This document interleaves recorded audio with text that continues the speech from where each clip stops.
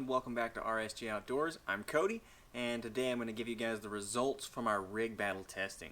So let's go over the 4 rigs that we tested, and then we'll get started with the results.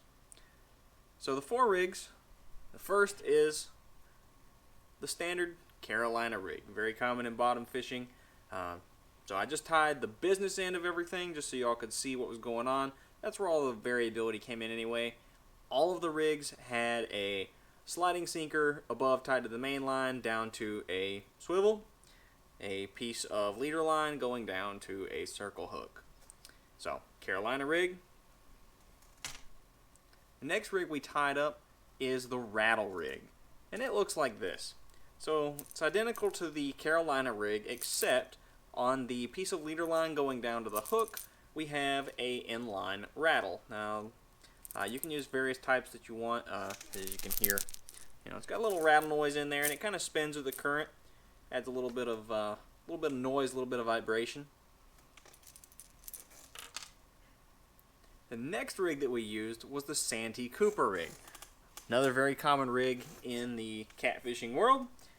Same deal, barrel swivel, piece of leader line going down to your hook, and then a little ways up from your hook, you're going to have a float of some kind. Now, there's a variety of different products out there that can take the place of a peg float. You can use a variety of different colors. I've never found color to make much of a difference in this rig, but to everyone's preference. But this is a 3.5-inch peg float. That's what we used for every one of our rigs, and I stuck with pink as a rig just to eliminate that as a variable. The last rig that we used was a combination of the rattle and Santee Cooper rig, just to see if the float lifting everything up off the bottom and the rattle adding the vibration had an additive effect overall. And it looked like this. So we have same swivel setup down to the main, or the leader line going down to the hook, and then our peg float and then the rattle above it. And I always did the rattle above just to eliminate any additional variables. So those are the rigs we tested, and here are the numbers. So as you can see, the Santee Cooper rig won it with 24 out of 50. The rattle rig came in second, the Carolina rig in third, and the Santee Cooper rig with the rattle combination came in dead last with only 5 fish caught on it. So I'm going to break this down to you all and give you all some additional notes as to how I'm going to adjust my tackle box with these findings.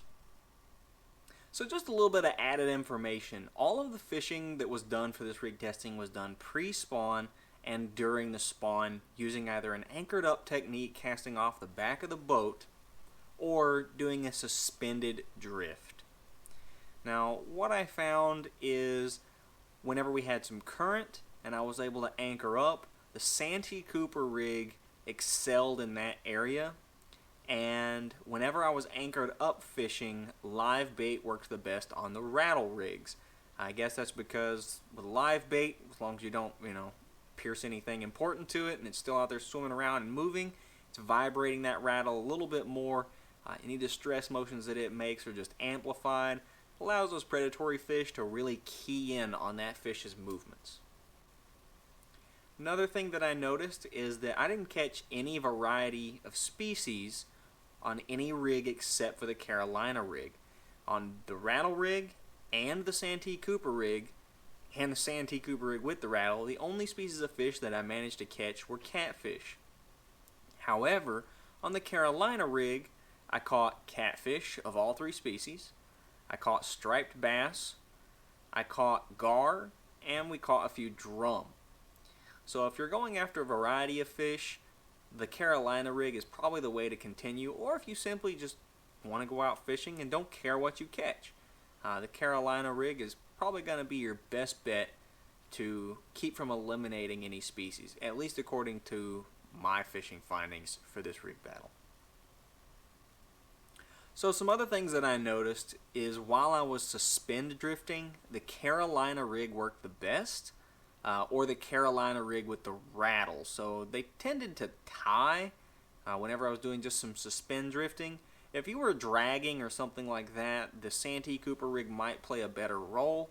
However, the Santee Cooper rig didn't do as well suspend drifting And I suspect that's just because the float's trying to keep the bait off the bottom while the line is straight underneath your boat.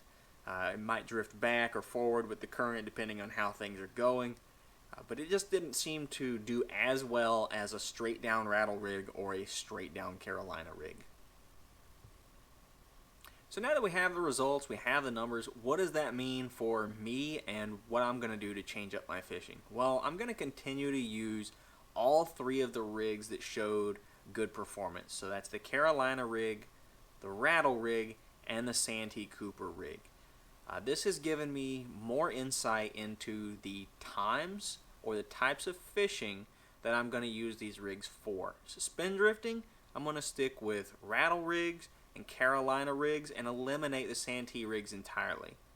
Anchor fishing, I'm probably going to leave at least one Carolina rig out just for that species variety because I do like to catch some of those oddball fish once in a while. And for the rest of my rods, I'm going to make sure I have out Santee Cooper rigs, especially in areas where I have good current, good flow. And as I get closer to the bank or in areas where the flow is lower, I'll try to use those rattle rigs more often whenever I'm anchored up. So I'm going to eliminate the rattle rig combined with the Santee Cooper float entirely. And I have a couple of reasons for that. Number one, it was the poorest performing rig out of all four that we tried. It only managed to catch 5 fish out of the 50 that we were using as our metric. And I encountered a lot of tangles and stuff with that rig. It didn't snag up any more than any of the others, but it would twist on itself far more frequently than the others did. It might have been because there was too many busy things going on below the swivel. That could have been a contributor, and maybe some of those products that are out there that you can buy that are floats with built-in rattles, maybe that would eliminate that and you would get a better additive effect. But I'm going to eliminate the rig as I currently had it tested from my tackle box, just because I want to avoid those tangles, I want to avoid those line twists and all that mess that it causes, and it didn't produce any better numbers than any of the other rigs. Alright everyone, that's going to do it for this rig testing video. If you have anything to say or any comments about the way that I use these rigs, the way I implemented them, or if you have a rig of your own that you'd like to see me give a try out here on the Cumberland River, let me know in the comments down below. And as always, thank you all for watching. Hey everyone, thanks for watching today's video. If you enjoyed it, make sure you leave a like and subscribe to the channel. I left the link for you right there. If you still need your outdoor fix, we've got another video for you, and its link is right there. Thank you so much for your support, and we'll catch you next time on RSG Outdoors.